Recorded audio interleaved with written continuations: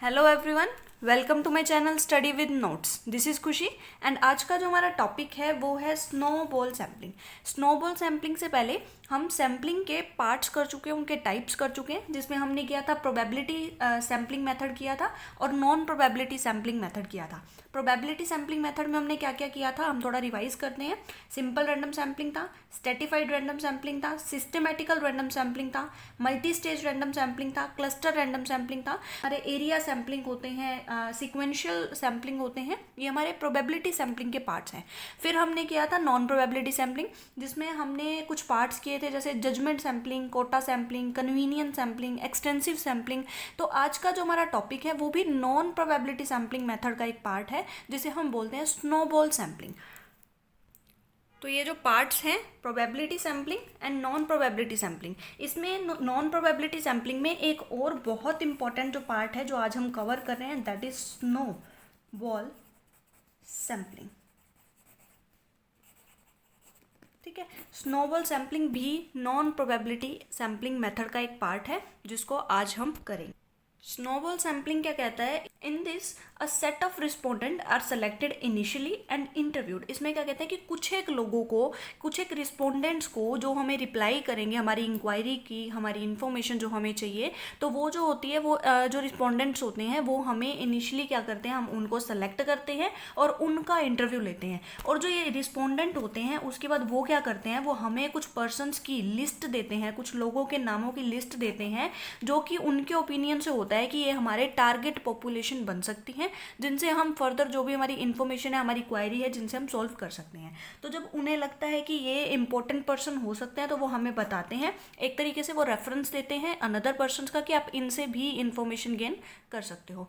और snowball sampling को और किस किस नाम से जाना जाता है? इसे चैन सैम्पलिंग के नाम से जाना जाता है, क्योंकि इसमें एक चैन बनती है। इन पर्सन से हमने जो ये पर्सन थे वो सेलेक्ट किए, उन्होंने क्या किया, और किसी का नाम दे दिया, फिर ये आगे क्या करेंगे, किसी और का नाम दे देंगे कि इस पर्सन से भी आपको इन्फॉर्मेशन मिल सकती है। तो इस तरीके से एक चैन बन जाती है और इसे रेफरल सैम्पलिंग भी बोलते हैं, क्योंकि ये क्या करते हैं, आगे रेफरेंस देते हैं कि हाँ आगे आप इनसे जो है ले सकते हैं, इन्फॉर्मेशन ले सकते हैं। नेक्स्ट इसे बोलते हैं cold calling sampling. Cold calling sampling भी इसे बोला जाता है और इस सैंपल में एक नेटवर्क का यूज़ किया जाता है, इसीलिए इस सैंपल को एक नेटवर्किंग सैम्पलिंग भी बोला जाता है। नेटवर्क का यूज़ कैसे होता है? जैसे हमने एक पर्सन को सिलेक्ट किया, जैसे मैंने आपको पहले ही बताया कि एक पर्सन को हमने क्या किया, एज अ रिस्पोंडेंट सेलेक्ट किया, इनसे इंटरव्यू लिया, इन्होंने आगे एक पर्सन को बोल दिया कि ये पर्सन भी आपका एक तरह से रिस्पोंडेंट हो सकता है, आपकी पॉपुलेशन में ऐड हो सकता है, आपको इन्फॉर्मेशन दे सकता है। इस पर्सन ने आगे एक पर्सन का नाम दे दिया, ये भी हमारे लिए रिस्पोंडेंट हो गया। इस तरीके से क्या होता है, एक नेटवर्क बनता चला जाता है, इसे हम नेटवर्किंग सैम्पलिंग भी बोलते हैं। So snowball sampling is also known as networking sampling and multiplicity sampling भी बोलते हैं, क्योंकि इसमें मल्टीपल वे से हम क्या करेंगे, हमारे जो रिस्पोंडेंट हैं उनको फाइंड आउट करेंगे।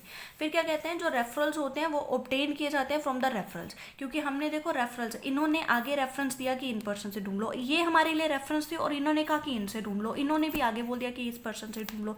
तो ये क्या होते हैं, जो रिस्पोंडेंट्स होते हैं वो हमारे लिए रेफरल्स बन जाते हैं, और ये रेफरल्स जो होते हैं वो ऑब्टेन्ड कहाँ से होते हैं, पुराने रेफरल से होते हैं।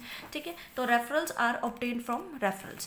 Next क्या कहते हैं, the snowball sampling technique is often used in hidden population which are difficult for the researcher to reach. क्या इसमें क्या होता है कि कुछ हमारे हिडन पॉपुलेशन होते हैं जहाँ तक जो रिसर्चर है वो पहुँच नहीं सकता डायरेक्टली, तो उसमें क्या करते हैं, ये टेक्निक स्नोबॉल टेक्निक यूज़ की जाती है। क्योंकि मैंने बताया इस पर्सन की तरफ हमारा जो रिसर्चर था, रिसर्चर क्या हुआ, इस पर्सन की तरफ पहुंच गया। ठीक है, इस पर्सन की तरफ जैसे ही पहुंचा तो इसने हमें किसी और पर्सन का नाम दे दिया, इसने आगे किसी और पर्सन का नाम दे दिया, इसने आगे किसी और पर्सन का नाम दिया, तो डायरेक्टली इस तक नहीं पहुंच सकता था, इसलिए इन पर्सनस के थ्रू जो पहुंचता है तो हम क्या बोलते हैं कि हमारी स्नोबॉल सैम्पलिंग है। और स्नोबॉल सैम्पलिंग एक ऐसी टेक्निक है जब एक जो पॉपुलेशन है वो बहुत ही हिडन होती है, या फिर जो रिसर्चर होता है उसको वहाँ तक पहुँचने के लिए बहुत ही डिफिकल्टीज को फेस करना पड़ता है, तो क्या होता है, स्नोबॉल सैम्पलिंग का यूज़ किया जाता है।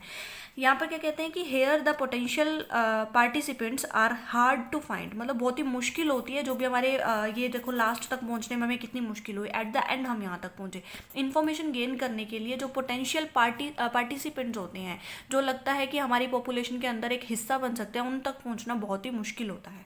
फिर क्या कहते हैं, it is called a snowball sampling. इसी को हम स्नोबॉल सैम्पलिंग बोलते हैं। क्यों बोलते हैं? क्योंकि once you have the ball rolling it pick up more snow, along the way and become longer and larger।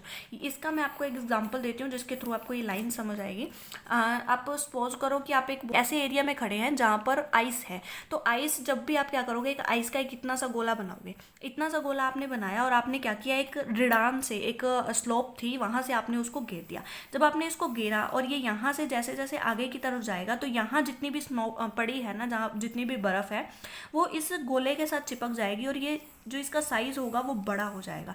तो इस तरीके से ये जो होता है वो यही कहना चाहता है कि जब भी हम एक बर्फ़ के गोले को ऊपर से फेंकेंगे और उसके साथ जब भी हमारा जो ये बर्फ़ के छोटे छोटे कण हैं वो मिलते जाएंगे, एट द एंड वो एक बड़े गोले का लार्जर एंड लार्जर साइज़ जो होगा वो बन जाएगा। इस सैम्पलिंग में भी यही होता है। हमारा एक पर्सन, यहाँ तो मैंने एक पर्सन की चैन दिखाई, लेकिन ये चैन बहुत ही बड़ी होती है। जैसे मैंने आपको यहाँ पर एक एग्जाम्पल के थ्रू दिखाया है। क्या कहता है, एक पर्सन था, हम एक ही पर्सन तक पहुंचे थे, दैट इज रिसर्चर क्या किया, एक ही पर्सन तक पहुंचा। इस पर्सन ने क्या कहा कि मैं 2 ऐसे लोगों को जानता हूं जो आपकी इस इन्फॉर्मेशन का आंसर दे सकते हैं। वो इस तक पहुंचा, इन्होंने कुछ आंसर दिया, इन्होंने भी आगे रेफरेंस दे दिया कि मैं भी ऐसे 2 लोगों को जानता हूँ जो आपकी इन्फॉर्मेशन का आंसर दे सकते हैं, आपकी पॉपुलेशन में, आपके सैंपल में एडअप हो सकते हैं। तो इसने क्या किया, इन 2 पर्सन्स का नाम दे दिया। फिर इन्होंने क्या कहा कि हाँ मैं भी बहुत सारे जनों को जानता हूँ जो इस तरह की इन्फॉर्मेशन रखते हैं। तो हमने क्या किया, धीरे धीरे हम उन पॉपुलेशन तक पहुँचे, उन लोगों तक पहुँचे जहाँ से हमें जो इन्फॉर्मेशन है वो चाहिए थी, जहाँ से हमें बिल्कुल रिक्वायर्ड इन्फॉर्मेशन हमें गेन हुई। तो इसी को बोलते हैं स्नोबॉल सैम्पलिंग। हमने क्या किया, सिर्फ एक, और इन्हीं के रेफरेंस के थ्रू हम देखो कितनी बड़ी लार्ज पॉपुलेशन को हम कवर कर सकते हैं, हमारी इन्फॉर्मेशन गेन कर सकते हैं। और एक और लाइन इसमें आती है कि जो स्नोबॉल सैम्पलिंग है वो नॉन प्रोबेबिलिटी सैम्पलिंग मेथड का एक पार्ट है, जो मैंने आपको ऑलरेडी बता दिया है।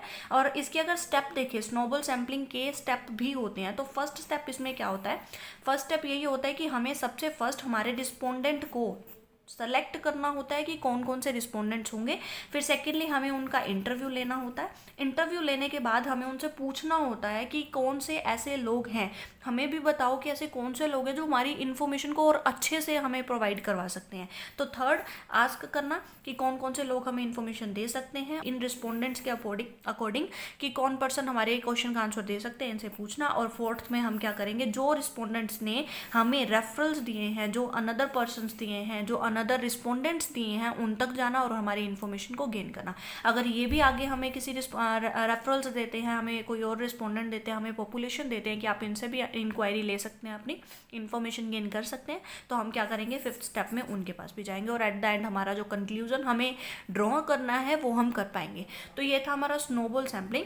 बहुत ही ईजी मेथड है, सिर्फ आपको स्नोबॉल से ये इतनी चीज़ याद रखनी है कि जो पॉपुलेशन होता है वो पहले छोटा होता है, लेकिन जैसे जैसे ये पॉपुलेशन हमें आगे रेफरेंस देते हैं तो ये रेफरेंस से जो पॉपुलेशन का साइज़ होता है वो बड़ा होने लग जाता है।